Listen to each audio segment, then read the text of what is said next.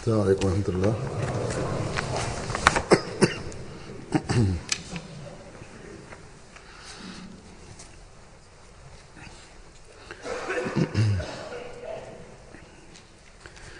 أشهد أن لا إله إلا الله وحده لا شريك له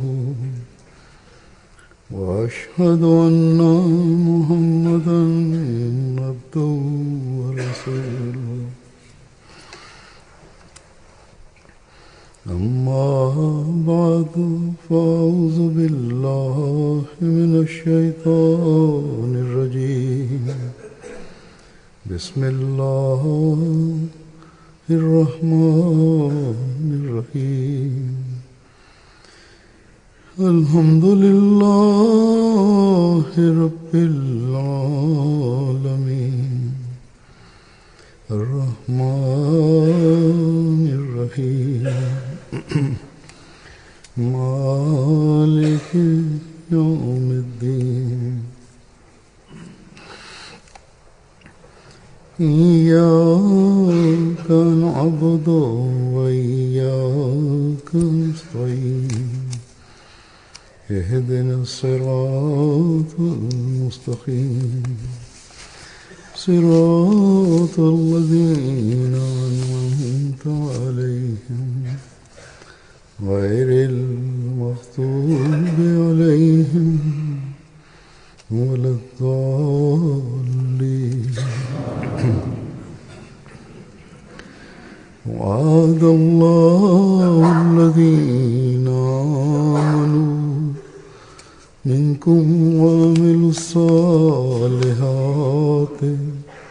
ليستخلفنهم في الأرض كما استخلف الذين من قبلهم ولا يمكنن لهم دينهم الذي ارتضى لهم ولا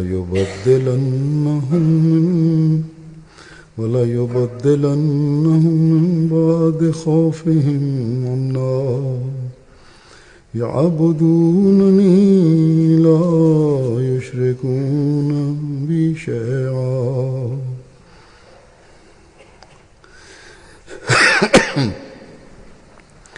ومن كفر بعد ذلك فأولئك هم الفاسقون.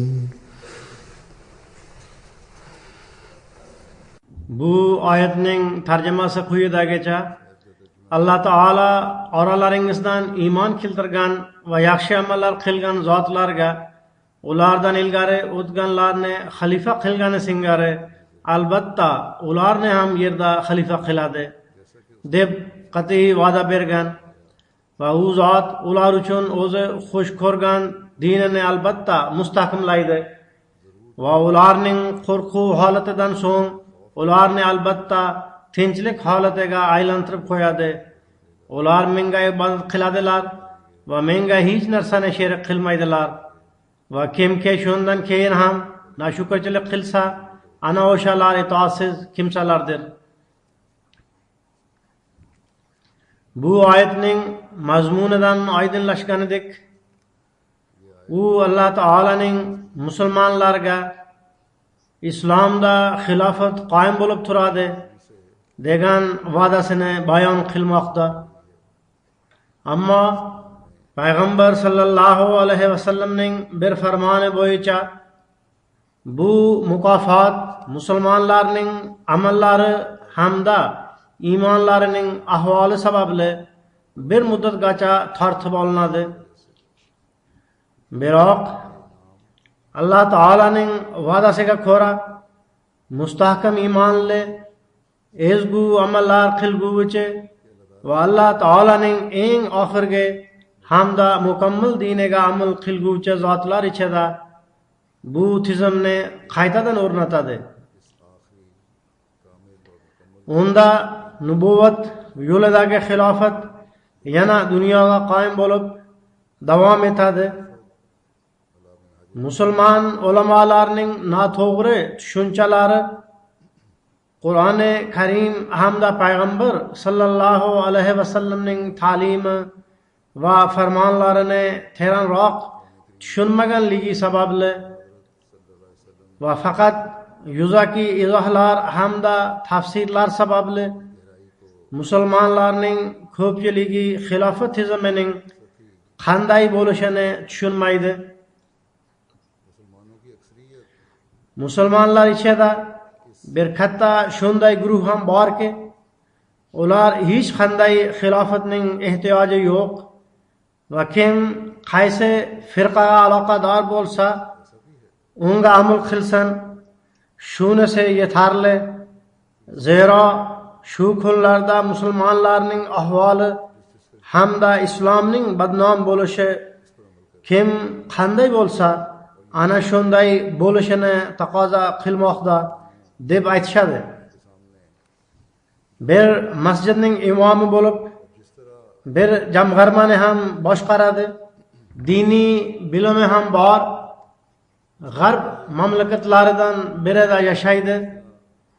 Biz Ahmadiylar bilan munosabati ham yaxshi, Ahmadiylarni yomon deb ham bilmaydi. U menga qaysi firqaga aloqador bo'lsin, uning kattalari hech kimning diniga tegmanglar va o'z diningizni tark etmanglar deb aytganlar dedi. Shunday o'y fikrga ega bo'lgan ulamolar o'zlariga ergashganlarga ham biron bir yagona xilofatga bo'ysunishning keragi yo'q deb saboq berishadi. Ana shu fikrlar shundan dalolat beradiki, ular nazdida shaxsiy manfaatlar va firqalar musulmon ummatining kengroq foydasiga nisbatan muhimroqdir. Demak, bu narsa Qur'oni Karim ta'limotini tushunmaslik va payg'ambar sallallohu alayhi va alihi vasallamning farmonlariga diqqat qilmaslikning natijasidir. Musulmon ulamolarning ilmsizligi hamda jaholatini zikr qilib, Hazrat Masih Maud alayhi salatu vassalam bir joyda shunday deydilar: ba'zi kishilar va'adallohullazina amanu minkum va amilus solihati la yastakhlifannahum fil arzi kama stakhlafallazina min qablihim degan oyatning umumiyligini inkor etishadi. Ya'ni bu oyatning umumiy ma'nosidan bosh tortadilar. Ular minkum degan so'zdan murod sahobalardir va xilofati roshida ularning davri bilan yakunlandi deyishadi. Ularning fikricha qiyomatgacha islomda bu xilofatning nom nishoni ham bo'lmaydi. Ya'ni bir tush va o'y singari bu xilofatning davri faqat 30 yildan iborat edi. Undan keyin islom Alloh taolo saqlasin bir abadiy baxtsizlikka duch keldi. Ammo men so'rayman, biron bir solih kishi quyidagi e'tiqodda bo'la oladimi? Ya'ni Hazrat Musa alayhissalom shariatining barakasi hamda xilofati roshidaning davri 14 asrgacha cho'zilgan. Biroq payg'ambarlarning afzalrog'i hamda yaxshirog'i va shariatining doirasi qiyomat kunigacha cho'zilgan. Payg'ambarning barakalari faqat o'sha davrga cheklangan va Alloh taolo yana bir oz muddatgacha uning barakalarining namunalari uning ruhoniy xalifalari orqali zohir bo'lsin deb xohlamagan. Shunday gaplarni eshitib bizning tanamiz titrab ketadi. Ammo afsuski, butunlay ayyorlik hamda taf tortmay shunday behurmat so'zlarni islomning barakalari davom etmaydi va bir muddat oldin ular yakunlandi deb gapiradigan kishilar ham musulmon deb ataladi. Yana bir joyda u zot alayhissalom shunday deydilar: agar bu xilofat faqat 30 yil davom etishi kerak edi va undan keyin hech narsasi yo'q edi, hamda islomning to'liq yoshi ham shu edi, unda Alloh taolo payg'ambar sallallohu alayhi vasallamga yana 30 yil umr qo'shib berishga qodir emasmidi? 93 yosh unchalik g'ayri odatiy yosh ham emas-ku. Va xilofatning nima keragi bor edi? Demak, Hazrat Masih Maud alayhissalatu vassalam batafsil xarita chizgan shunday o'y fikrga ega kishilar ham bor.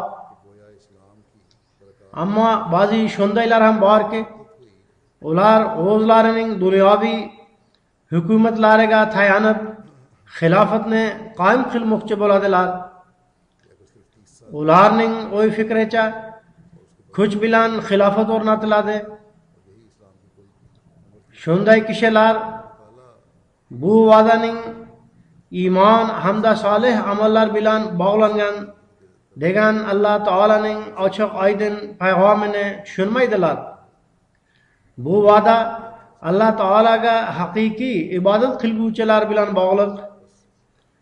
Oddiy musulmonlarning ana shu noto'g'ri tushunchalari sababli islomga qarshi kuchlar ham islomiy dunyoni zaiflashtirish uchun shunday uyushmalarni tuzish hamda ularga yordam berishda rol o'ynagan.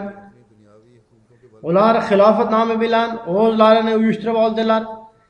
Biroq biroz muddat dunyoviy maqsad muddaolarini hosil qilib, dunyoviy xo'jayinlar tomonidan yordam berilmasligi yoki maqsadlarini amalga oshib bo'lganligi sababli yo'qolib ketmoqda. 3 yil muqaddam Irlandiyada bir jurnalist menga xilofatning endi boshlangan davrining islomiy dunyoda qanaqa haqiqati bor va u yerda ham tarqaladimi, hamda sizlarning xilofatingizga undan qanaqa tahdid bor deb savol berdi. Men unga javoban shunday dedim: bu xilofat emas, bu faoliyat yurgizayotgan oldingi ekstremistik guruhlardek bir ekstremistik guruhdir. Uning oqibati ham boshqa ekstremist guruhlar oqibatidek bo'ladi. Dunyoviy xo'jayinlar ulardan rozi bo'lgunga qadar ular faoliyat yurgizishadi. Ularga yordam bermaganlarida ular asta-sekin zaiflasha boshlashadi. Bu kishilar dinga qanday yordam berishi mumkin va qanaqa tinch tatuvlikni o'rnatishi mumkin? Biroq dunyo ularning islomiy dunyoning tinchligini tilkapara qilganlarini kuzatdi. Islomga qarshi kuchlarning islomiy dunyoni kuchsizlantirish g'oyasi bor edi. Ular uni amalga oshirib bo'ldilar. Bu ishga musulmon hukumatlarining rahbarlari ham ishtirok etib, ular o'z mansabini saqlash uchun o'z fuqarolarini o'ldirdilar. Hozirgacha tinchlik o'rniga musulmon uchun tahdid sababchisi bo'lib kelmoqda. Yana g'ayri musulmon dunyoning tinchligini ham ana shu kishilar yo'qqa chiqarmoqdalar. Buning sabablari nima bo'lishidan qat'iy nazar, dardi bor bir kishi musulmon dunyoda begunohlarni qatl etish, barbodlikni tarqatishda biror musulmonning qo'li borligini ko'rib tinchsizlanadi. Bir necha kun oldin Angliyaning Manchester shahrida ham bir fojia yuz berdi. Sababsiz 22-23 kishi o'ldirildi. Ular ichida ma'sum bolalar ham bor edi. Bu o'ta zolimona ishdir. Bu hech qanday vaziyatda islomga mansub qilina olmaydi.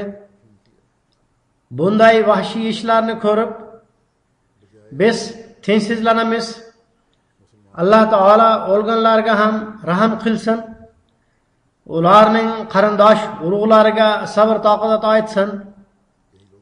alloh taolo islom hamda xilofat nomi bilan shunday vahshiylik qilayotgan zolimlar qo'lini to'xtatsin. Shuningdek, dunyodagi musulmon mamlakatlarda ham bo'layotgan qirg'inbarot, zulm hamda vahshiylik, buning barchasi dindan uzoqlashish hamda Alloh taolaning buyruqlariga bo'ysunmaslik natijasidir.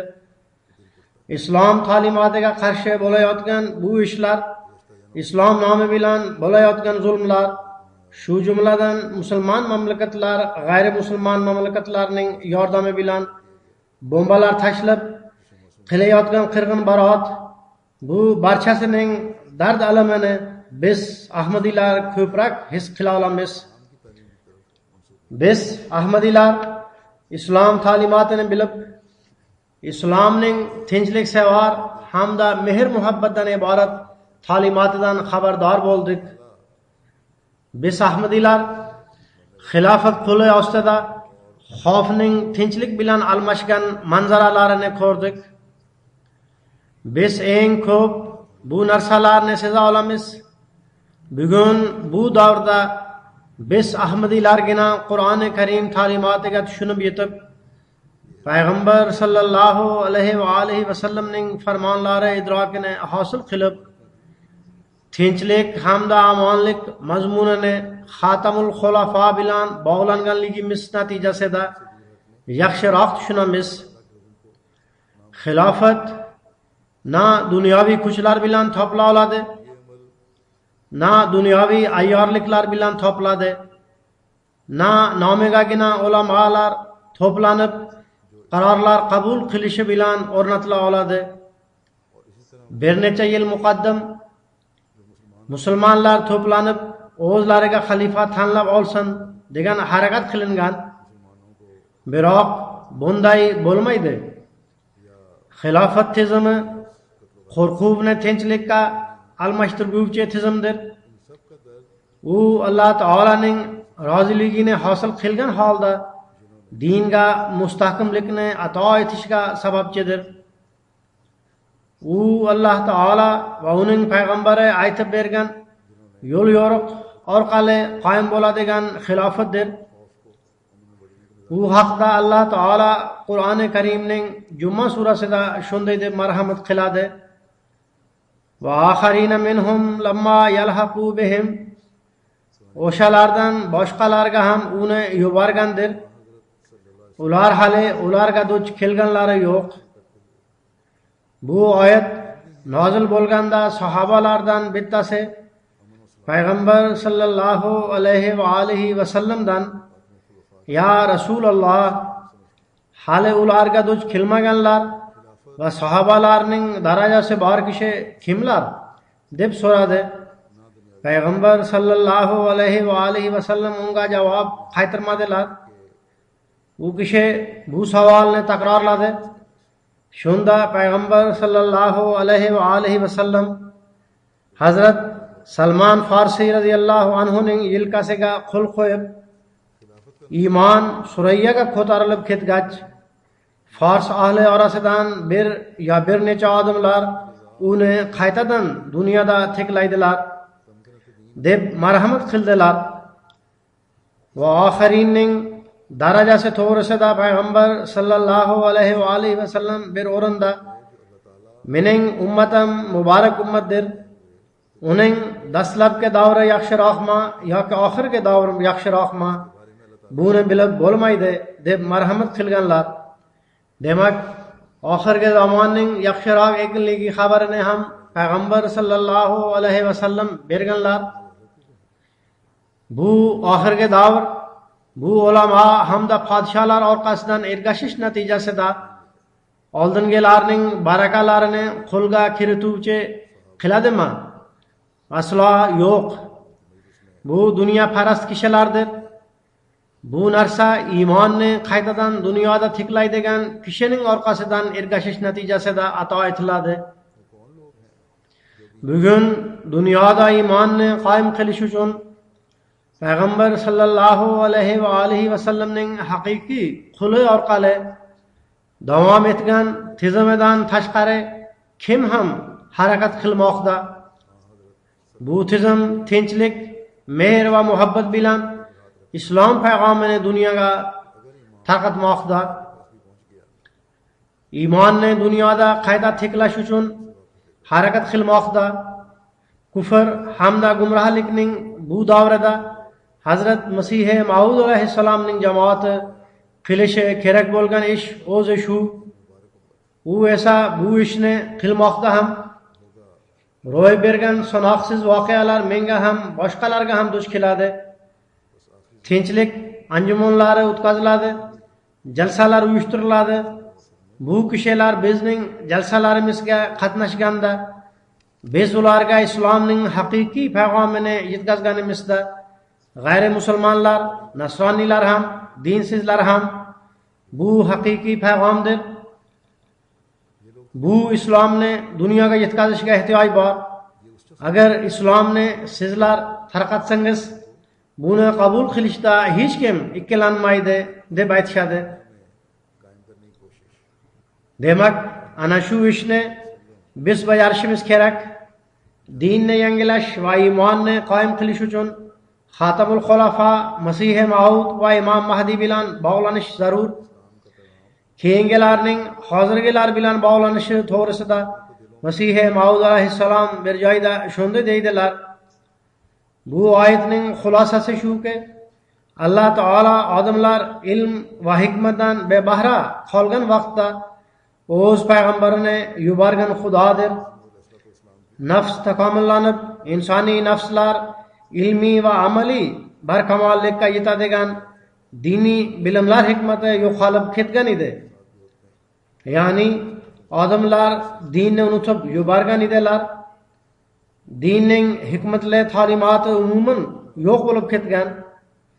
Uni barkamollikka yetkazish uchun, ya'ni hikmatli diniy bilimni barkamollikka yetkazish, insoniy nafslarni isloh qilish hamda ilmiy va amaliy holatlarni yaxshilash uchun payg'ambar sallallohu alayhi va alihi vasallamning davri edi. Ana shu davrda bu narsalar umuman yo'qolib ketgan edi.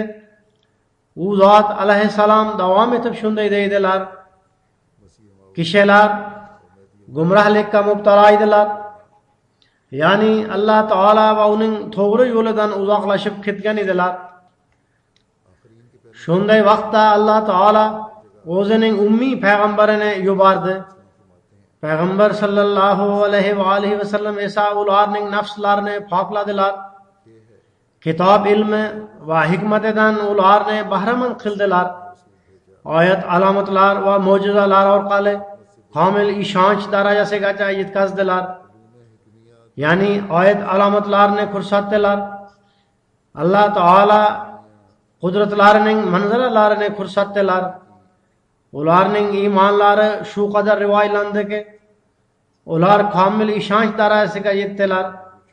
Hamda Alloh taolani tanib olish nuridan qalblarini ravshan qildilar. U zot alayhissalom davom etib shunday deydilar: yana bir guruh bo'lib, u oxirgi davrda zohir bo'ladi. U ham dastlab qorong'ilik hamda gumrohlikda bo'ladi.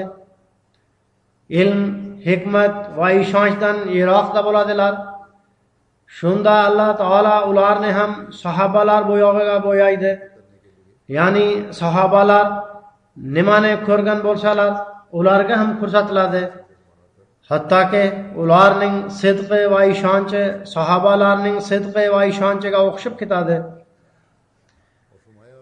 Demak, u zot alayhissalatu vassalam o sahobalarda o'sha ishonch va iymonni paydo qildilar. Ular o'z iymoni va ishonchlarida komil bo'lishlari uchun qurbonliklar berdilar. Har tomonlama qorong'ini tarqatgan qorong'ilikdan tashqariga chiqdilar. Dunyoda zalolat hukm surgan edi. Odamlar islomni unutayotgan edilar. U zot alayhissalom kelib islomni qayta jonlantirdilar. Sahobalar esa Masih Maud alayhissalom bilan bog'lanib din yorug'ini hosil qildilar. Turli oyat alomatlarini ko'rdilar. yuzlab minglab oyat alomatlarining zikri kitoblarimizda uchraydi. Bugungi kunda ham ko'p kishilar borki, ular qorong'ulikdan chiqib yorug'liklarni ko'rmoqdalar. Oyat alomatlarini ko'rib Ahmadiyya jamoatiga qo'shilmoqdalar. Hazrat Masih Maud alayhissalatu vassalam o'zlariga ergashganlar to'g'risida shunday deydilar: ular Alloh taolaning oyat alomatlari va yangidan yangi yordamlaridan sahobalar nur va ishonch topganlaridek nur va ishonch topadilar. Ular Alloh taolaning yo'lida odamlarning masxaralari, istehzolari, so'kinishlari, har qanday haqorat so'zlari, dilga ozor yetkazadigan so'zlari hamda qarindosh urug'lar tomonidan munosabatlarini uzish musibatiga duch kelmoqdalar. Ya'ni sahobalar duch kelgan musibatlar, masalan qarindosh urug'larning tashlab ketishi va hokazo musibatlarga duch kelmoqdalar. Bunday voqealar faqat Hazrat Masih Maud alayhissalatu vassalam tashrif buyurgan qavm yoki mamlakat Pokiston yoki Hindistonda yuz bermayapti. Balki u zot alayhissalom payg'ambar sallallohu alayhi va alihi vasallamning qulligida butun dunyoni yagona ummat hamda Alloh taolaning bandasi qilish uchun yuborilgan edilar. Shuning uchun dunyoning boshqa mamlakatlarida ham Hazrat Masih Maud alayhissalomni qabul qilganlar bu aziyat hamda qiyinchiliklarni boshlaridan kechirmoqdalar. Ammo nihoyatda sabr hamda sobit qadamlik bilan har qanday qiyinchilikka bardosh bermoqdalar. Chunonchi Aljazoirning misoli ko'z o'ngimizdadir. Bu unchalik eski jamoat emas, biroq Masih Maud alayhissalomni tan olib, keyingilarga qo'shilgandan so'ng hamda xilofatga bo'ysunib, ularning iymonlari Alloh taolaning fazl marhamati bilan cho'kkisiga chiqqan. Qamoqdagi bir tutqun yozgan xatni kecha men oldim. Qamalgan kishilarning iymon va ishonchini bu xatdan bilib olish mumkin. U yozib shunday deydi: men Alloh taolaga haqiqiy islomning ne'matidan bahramand qilgani uchun millionlab shukronalar keltiraman. U bizning qalblarimizni tiriltirdi, bizni mustahkam devordek qildi hamda Alloh taolaning rizosi uchun o'zaro bir-biri bilan mehr muhabbatda bo'luvchi qildi va bizni zamon xalifasining qo'liga jamladi. Menga qaratib shunday yozadi: huzur Alloh taolaning yo'lida qamalganimdan keyin butun mamlakatdan Ahmadiy birodarlar kelib uchrashmoqdalar. Alloh taolaning o'zgacha yordami uchun ular xursand va mamnundirlar. Tutqunlik bor, biroq Alloh taolo tomonidan nozil bo'layotgan mukofotlarga xursand ham bo'lmoqdalar. U davom etib yozadi: ular sizga issiq salom yetkazish hamda duo uchun ham so'raganlar. Ularning barchasi haqni tarqatish uchun ishlash va duoni davom ettirishga turib olganlar. Qanchalik qiyinchiliklar bo'lmasin, biz haq dinni tarqatish uchun ishimizni davom ettiramiz. Alloh taoladan yordam ham so'rab duolar qilamiz. Bu sinov bizning o'zaro mehr muhabbatda birdamlik, bir-biriga yordam berish hamda xilofat bilan yanada ko'proq muhabbatda bo'lishimizni oshirdi. Bu kishi davom ettirib yana shunday yozadi: bu sinovda sizning duolaringiz mustajob bo'lish namunalarini biz o'z ko'zlarimiz bilan ko'rganmiz. Alloh taolaning ko'p nishonlarini ko'rdik. Ular bizni payg'ambar sallallohu alayhi vasallamning haqqoniy quli Masih Maud alayhissalomga nisbatan iymon va ishonchimizni yanada oshirdi. Alloh taolaning marhamatlari Aljazoirdagi zaif ahmadiylarga nozil bo'lmoqda. O'tgan kunlarda u yerda ham ayrim tutqunlar ozodlikka chiqqanlar. Alloh taolo qolgan tutqunlarning ozodlikka chiqishlari uchun tez orada sharoitlar paydo qilsin. Yana bir tutqun shunday yozadi: tutqunlik davrida bunda Alloh taolaning o'zgacha hikmati borligiga ishondim. Ya'ni biz qamoqqa olindik, jazolandik, ma'muriyat bizga qarshi ish qo'zg'adi. Bunda Alloh taolaning qandaydir o'zgacha hikmati bor edi, toki u o'z mo'jizalaridan bizga ko'rsatsin. U bizga o'z oyat alomatlarini hamda mo'jizalarini ko'rsatmoqchi edi. Shuning uchun bu qiyinchiliklarga duch kelganmiz. Erkinlik hamda asudalik davrida biz topgan muvaffaqiyatlardan Alloh taolo chehrasini ko'rib oldik va uning yo'llaridan xabardor bo'ldik deb tushunar edik. Ammo endi bu narsani bildikki, oldin uning chehrasini ozroq ko'rgan edik. Uning qudratlarining haqiqiy namunalarini endi ko'rdik. Men qamoqdan hech tashvishlanmadim.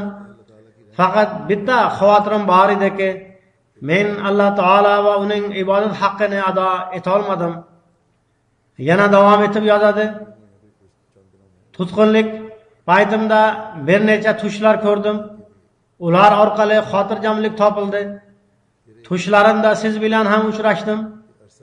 Sizning duolaringiz bizning iymon va ishonchimizni ko'paytirdi hamda qamoqda xotirjamlik ato etardi. Bizning ozodlikka chiqishimiz albatta sizlar hamda jamoat a'zolarining duolari natijasidir. Yana davom etib yozadi: men o'z ayolim uchun ham duoga so'ranaman. U nihoyatda sabr, matonat va sobit qadamlikni ko'rsatdi. Uning faqat ayoligina Ahmadi edi. Qolgan barcha qarindosh urug'lari g'ayri Ahmadi edi. Bu kishi qamalganda dastlab ayolining otasi vafot etdi. Keyinchalik ayolining aka-ukalari Ahmadiyat sababli undan voz kechdilar. Ahmadiyatga qarshi shovqin suron ko'tarilganda aka-ukalari ham o'z singlisidan uzoqlashdilar. Eri esa qamoqxonada edi. U kishi davom etib yana yozadi: tutqunlik paytimda u mening uyimdagilardan ham uzoqda turdi. Ehtimol ular ham Ahmadiy emas edilar. Ammo samimiy Ahmadiy ayollar o'zlarining mehr muhabbati orqali uning ko'rguliklarini bartaraf etib bir oila bo'lib qoldilar. O'z kishilari uni tark etsa, Ahmadiy jamoati a'zolari o'zlariga tortib oldilar. Demak, erkak va ayollar o'z doiralarida qurbonliklar bergan va bermoqdalar. Hazrat Masih Maud alayhissalom bayon etganlaridek, sahobalar ham qiynoqlarga solinganlar. U zot alayhissalom o'zlariga iymon keltirganlar to'g'risida shunday deydilar: ular ham sahobalar singari qiyinchiliklarga solinganlar. Alloh taolaning fazl marhamati bilan Al-Jazoirdagi Ahmadiyya jamoati kichkina va yangi jamoatdir. Ammo sinov davridan nihoyatda sobit qadamlik bilan o'tmoqdalar. Bu ikkala xatdan ularning his-tuyg'ulari izhor etiladi.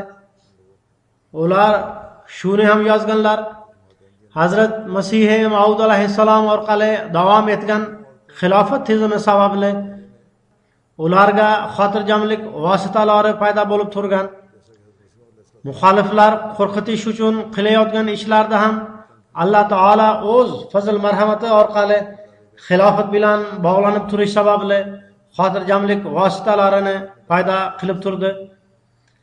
Alloh taolaning Ahmadiylar uchun xotirjamlik sharoitlarini paydo qilishga ko'p misollar mavjud. Jamoat a'zolariga shaxsiy sifatida ham, jamoat sifatida ham qiyinchiliklar davri keladi.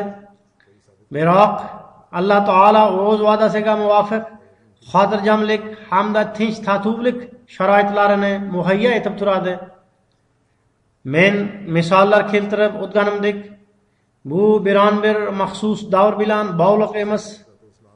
Alloh taolo iymon keltirganlar hamda solih amallar qilganlarga men qo'rquvlarini uzoqlashtiraman deb va'da bergan. Biroq shu bilan birgalikda Alloh taolo mo'minlarga ular mening ibodat haqqimni ham ado qilib tursinlar deb e'tiborlarini jalb etadi.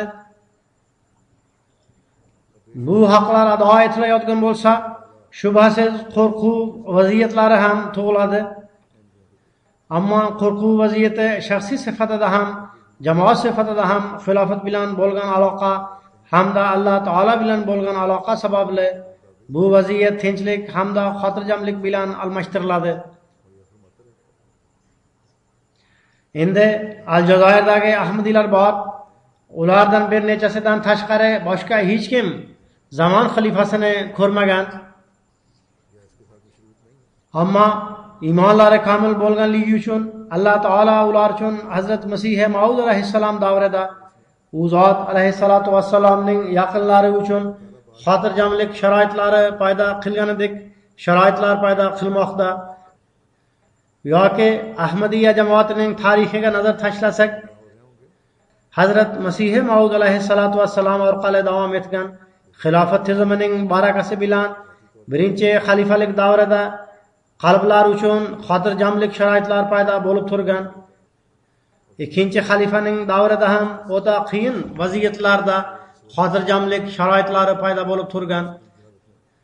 Uchinchi xalifa davrida ham o'ta qiyin sharoitlar paydo bo'lgan. U paytda Pokiston hukumatining boshlig'i men Ahmadiylarni tilamchilikka majbur qilib qo'yaman deb aytgan edi. Ammo Alloh taolo jamoat uchun farovonlik sharoitlarini yaratdi. 4-xalifa davrida ham shunday sharoitlarni Alloh taolo yaratgan. Bugungi kunda ham Alloh taolo shunday sharoitlarni paydo qilib turibdi. Demak, bu narsa biron bir joyga xos emas, balki bu narsa Alloh taolo joriy etgan haqiqiy xilofat bilan bog'lanib turgan zotlar uchun xosdir. Alloh taolo Hazrat Masih Maud alayhissalomga shunday deb va'da bergan edi. Sendan keyin ikkinchi qudrat, ya'ni xilofat orqali Alloh taolo sening missiyangni amalga oshiradi. Islomga qaytadan g'alaba ato etadi. Seni qabul qilganlar uchun xotirjamlik sharoitlarini paydo qiladi. Chunonchi Hazrat Masih Maud alayhissalom Al-Vasiyat kitobchasida o'zining bu olamdan o'tishi va xilofat orqali jamoatning rivoyatlanishi davom etishini bayon qilib bunday deydilar.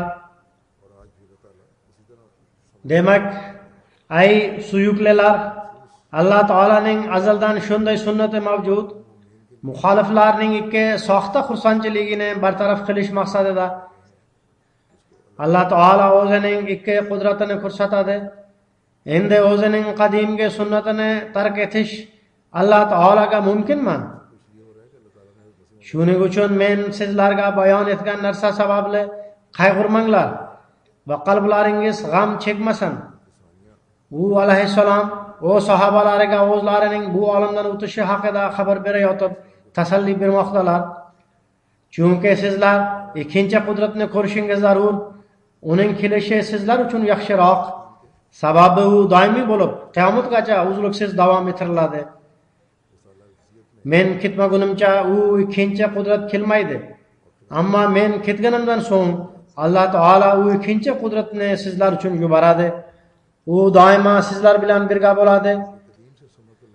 Alloh taolo Ibrohim Ahmadiyada va'da bergan. U va'da menga nisbatan emas, aksincha sizlarga tegishlidir. Masalan, Alloh taolo shunday deb aytadi: Men senga ergashgan ushbu jamoatga qiyomatga qadar boshqalarning ustidan g'alaba ato etaman. Demak, o'sha doimiy va'da kuni kelishi uchun sizlar mening ayriliq kunimga so'zsiz duch kelasizlar. Bizning Xudomiz va'dalariga sodiq, vafodor va rostgo'y Xudodir. U va'da bergan barcha narsalarni sizlarga ko'rsatadi. To'g'ri, bu dunyoning oxirgi kunlari va ko'plab balo ofatlarning tushish vaqtidir.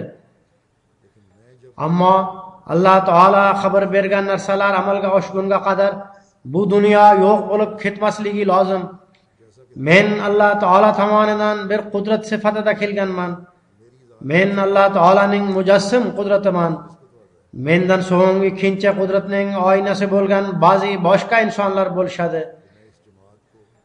Demak, sizlar ikkinchi qudratni kutayotganda o'zaro yig'ilib duo qilib turinglar. Ikkinchi qudrat osmondan tushsin va Parvardigoringizning ana shunday qudratli ekanligini sizlarga ko'rsatsin deb solih taqvodorlar jamoati har bir mamlakatda yig'ilib duo qilib turishi lozim. Ajalingizni yaqin deb bilinglar. U soat qachon kelishini sizlar bilmaysizlar. Demak, qiyinchiliklar va sinovlar ham keladi. Ammo oxirgi g'alaba Ahmadiyya jamoatinikidir. Inshaalloh Hazrat Masih Maud alayhissalom orqali qoyim bo'lgan xilofat tizimi, rivoyatlanishlar, tinch tatuvlik hamda omonlikni qamrab olgan tizimdir. Ana shu tizim orqali islomning afzalroq ekanligi hamda g'alabasi barcha dunyoga isbotlanadi. Chunonchi ushbu g'alabaning xabarini berib Hazrat Masih Maud alayhissalom shunday deydilar: bu Alloh taolaning sunnati va u insoniyatni yerda yaratgandan buyon doimo ushbu sunnatini amalga oshirib kelgan. U o'z payg'ambarlari bilan elchilariga yordam beradi va ularga g'alaba nasib etadi. U shunday deb aytadi: Kataballohu lag'labanna ana va rusuli.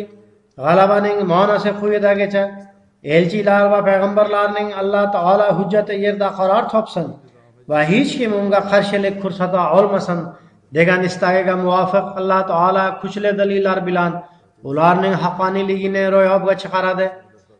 Qaysi haqiqatni ular dunyoga yoyishni xohlashsa, unga ularning quli bilan asos soldiradi. Ammo uni ularning quli bilan takomillashtirmaydi.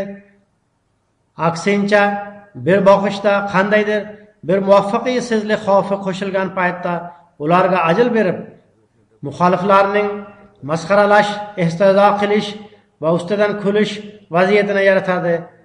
Ular istehzo qilgandan keyin o'z qudratining ikkinchi qo'lini ko'rsatadi va shunday sharoitlarni tuzadiki, ular orqali bir turdagi chala qolgan maqsad muddaolarini to'liqlaydi. Qisqasi, ikki turdagi qudratni ro'yobga chiqaradi. Birinchidan, o'z qudrati qo'lini payg'ambarining qo'li orqali ko'rsatadi. Ikkinchidan, payg'ambarlar vafot etgan paytda qiyinchiliklar paydo bo'lib, dushmanlar kuchayib, endi ish tamom deb o'ylab, endi bu jamoat yo'q bo'lib ketadi deb ishonch hosil qilganda, shuningdek jamoat a'zolari ham ikki toifaga bo'linib, bellari bukilib, ba'zi bir baxtsizlar murtad bo'lib ketishganda, Alloh taolo ikkinchi marta o'zining salobatli qudratini ro'yobga chiqarib, tanazzulga yuz berayotgan jamoatni saqlab qoladi. Oxirigacha sabr qilgan kishi Alloh taolaning ushbu mo'jiza karomatini ko'radi. Demak, Hazrat Abu Bakr Siddiq radhiyallohu taolo anhu davrida ham xuddi shunday yuz bergan. Payg'ambarimiz Muhammad sallallohu alayhi va sallamning vafotlari bevaqt bo'ldi deb tushunildi va bir talay badaviylar murtad bo'lib ketishdi. Sahobalar radhiyallohu anhum ham qayg'udan devonalardek bo'lib ketishdi. Shunda Alloh taolo Hazrat Abu Bakr Siddiq radhiyallohu taolo anhuni turg'izib, qaytadan o'z qudrat namunasini ko'rsatib, islomni yo'q bo'lishidan asrab qoldi va ولا يمكنن لهم دينهم الذي ارتضى لهم ولا يبدلنهم من بعد خوفهم امنا degan va'dani amalga oshirdi. Aniqroq aytganda, xavfdan so'ng biz ham ularga barqarorlik ato etamiz. Alloh taolaning jamoatga bo'lgan katta muruvvati shuki, Hazrat Masih Maud alayhissalomning vafotlaridan keyin jamoatga sinov keldi. Ammo Alloh taolo birinchi xalifa orqali jamoatni darhol saqlab qoldi. Biron bir kishi fitna niyati bilan biron bir ish qilgan bo'lsa, u tezda ushlanib qoldi. So'ngra birinchi xalifaning vafotlaridan keyin ham jamoat bir katta sinovga tushdi. Jamoatning ba'zi ko'zga ko'ringan yetakchilari ikkinchi xalifaga bay'at qilganlardan ajralib ketdilar. Xilofatni ham inkor etdilar. Ahvol o'ta og'ir edi. Bu bir katta voqea, biroq natija nima chiqdi? Oxir oqibat xilofat muvaffaqiyatga uchradi hamda bu yo'ldan yurib muvaffaqiyatning yangidan yangi bosqichlarini bosib o'tdi. Men aytib o'tganimdek, 3-xalifa davrida ham jamoat qiyinchiliklarga duch kelgan. Ammo Alloh taolo o'z fazl marhamati bilan jamoatni saqlab turdi. Hukumatning o'ta xavfli loyihalari bor edi. Biroq jamoat rivojlanishiga to'sqinlik qila olmadilar. Yana 4-xalifa davrida ham hukumat yanada ko'proq qarshilik bildirdi. Bu sinovda ham Alloh taolo xotirjamlik sharoitlarini paydo qildi. Jamoat yangidan yangi manzillarga ko'tarildi. Targ'ibot uchun yangi yo'llar ochildi. Sputnik orqali dunyoda targ'ibot qilina boshladi. Keyinchalik 5-xalifalik davrida ham yo'llar yanada kengayib, jamoatning payg'omi minglar emas, millionlar emas, balki milliardlarga yeta boshladi. Bir yoki ikki mamlakat emas, balki bir necha mamlakatlarda qarshilik boshlandi. Ana shu Ahmadiyya jamoatining haqqoniylik dalilidir. Ana shu uning rivojlanish belgisi hamdir. Ahmadiyyadan uzoqlashtirishga harakat qilinmoqda. Biroq Alloh taolo o'z va'dasiga ko'ra rivojlanish yo'llarini ochib bermoqda hamda rivojlanish bo'lmoqda. Bu narsalarning barchasi shuni bildiradiki, vaqtinchalik to'sqinliklardan qat'iy nazar islom inshaalloh Hazrat Masih Maud alayhissalom va u zot alayhissalomdan keyin davom etgan xilofat tizimi orqali g'alaba qozonadi. Muxoliflar istagancha qarshilik qilaversinlar, ularga muvaffaqiyatsizlik hamda omadsizlik bitilgan. Alloh taolo har bir ahmadiyga kuch-quvvat bersinki, u o'z iymonida mustahkam bo'lib, solih amallarni bajaruvchi bo'lsin. Har bir ahmadiyning ibodat me'yorlari yuksalib boraversin, toki biz ham bu rivojlanishga doimo hissa qo'shuvchi bo'laylik. Juma namozidan keyin men bir janoza namozini o'qitaman. Bu janoza Chaudhry Muhammad Sulaymon Axtar sohibning o'g'li Chaudhry Hamid Ahmad sohibnikidir. U o'tgan 7-8 yildan beri shu yerda istiqomat qilayotgan edi. 2017-yilning 20-may kuni 42 yoshida saraton xastaligidan vafot etdi. Inna lillahi va inna ilayhi rojiun. U kishi Hazrat Masih Maud alayhissalomning sahobasi Chaudhry Mavla Baxsh sohibning chevarasi edi. O'z oilasi bilan birga 1990-yili Pokistondan Germaniyaga ko'chib keldi. U yerda ham jamoatga xizmat qilishda peshqadamlardan bo'lib, targ'ibot bo'yicha mahalliy kotib hamda xuddomlarning qoida sifatida ish yuritgan. Germaniyaning mintaqaviy amirligida umumiy ishlar bo'yicha kotib sifatida xizmat qilish imkoniyatiga ega bo'lgan. Germaniyadagi Xuddomul Ahmadiyya uyushmasidan tashqari mintaqaviy amirlikda xizmat qilgan. Bosniyaning jalsa salonasiga Germaniyaning vakili sifatida ishtirok etdi. Sportga ko'p qiziqar edi. Targ'ibot va tashviqot kioskalarini jiddiy qiziqish bilan o'rnatar edi. Biror yordamchi topilmaganda o'zi yolg'iz bu ishni bajarar edi. 2009-yili Germaniyadan Angliyaga ko'chib keldi. Bu yerga kelib, atfollarning mintaqaviy ta'lim nozimi sifatida xizmat qildi. O'z uyushmasini yuqori darajaga ko'tardi. Men aytib o'tganimdek, targ'ibot yurgizishga ko'p qiziqar edi. Xuddomul Ahmadiyyada ham, Ansorullohda ham turli lavozimlarda xizmat qilish imkoniyatiga ega bo'lgan. Shaxsiy kotib idorasida muntazam ko'ngilli sifatida ishlar edi. Xatlarni yozish va jo'natishga yordam berar edi. Bundan tashqari xavfsizlik bo'limida ham ishlardi. Men ba'zida u boshqa hech ish qilmaydi deb o'ylar edim. Bu yerda masjidga yaqin yashar edi, biroq o'zining shaxsiy ishlarini bajarar edi. undan bir necha soat vaqtini shaxsiy kotib idorasiga ajratar edi. Shuningdek, xudamlarda ham o'z burchini ado etar edi. Marhum vasiyat tizimiga qo'shilgan edi. Marhum o'z orqasida turmush o'rtog'idan tashqari bir qiz va 4 o'g'ilni qoldirgan. Uning otasi Axtar sohib barhayot bo'lib, shunday yozadi: "Mening o'g'lim nihoyatda itoatgo'y edi. Bolaligidan beri diniy ishlar bilan band bo'lar edi. Doimo uning qalbida jamoatga xizmat qilish his-tuyg'ulari bo'lar edi. Qachonki xizmat qilishga fursat topilgan bo'lsa, undan to'liq foydalandi. Bolalarini jamoat bilan namoz o'qish uchun masjidga olib borar edi. Hattoki betoblik paytida ham, tobi yaxshi bo'lganda ham xuddi shunday qilar edi. O'z xastaligi bilan mardlarcha kurashib turdi. Uyda o'tirib ham vaqfini ovqati sifatida ishlab turdi. Turmush o'rtog'i ham xuddi shu narsalarni yozdi, ya'ni farzandlari bilan do'stona aloqasi bor edi. Ularni tarbiyalashda doimo e'tibor qaratib turgan. Ayoli yana shunday deb yozadi: "Bizning turmush qurganimizga 15 yil bo'ldi. Shu kungacha u hech qachon baland ovoz bilan gapirgani yo'q." Angliya jamoatidagi mahalliy muhtamim shunday yozadi: Ahmadiya xalifaligi hamda jamoat tizimini o'ta yaxshi ko'rar edi. Jamoat manfaatini doimo ustuvor tutgan. 2-3 marta shifoxonaga yotdi. Tobi yaxshi bo'lganda tezda o'z ishiga qaytar edi. Ba'zida uning ko'rinishidan betobligi ham sezilmas edi.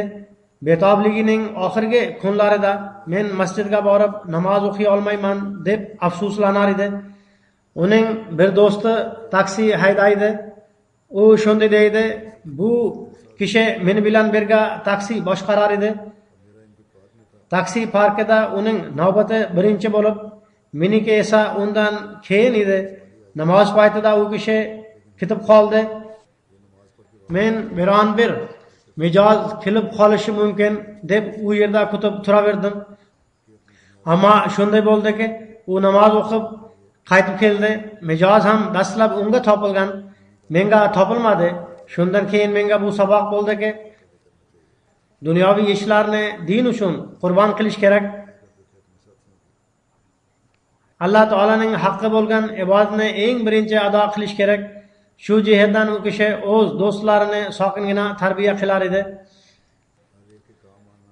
Har bir kishiga yordam ko'rsatish uning fazilatlaridan biri edi. Bir do'sti shunday yozadi: "Tungi soat 2 da ham biron ish chiqib qolganda u kishi uni bajarishga tayyor bo'lib turar edi." Atol Mujib Roshi sahib shunday yozadilar: "Targ'ibot ko'rgazmasiga muntazam borar edi. Kulimsirab hammaga salom aytib ish yurtar edi. Bir marta uning do'stidan bir kishi ahvolini so'rasa, bugun tobi biroz yaxshi edi, targ'ibot yurgizish uchun chiqib ketdi deb javob berdi." Alloh taolo marhumning darajalarini yuksaltirsin, u bilan rahim va mag'firat muomalasini qilsin. Uning farzandlarini solih kishilar qilib, xilofat bilan doim bog'lab tursin. Men aytib o'tganimdek, janozasi hozir. Men tashqariga chiqib janoza namozini o'qitaman. Sizlar masjidda saflarni tizib olasizlar.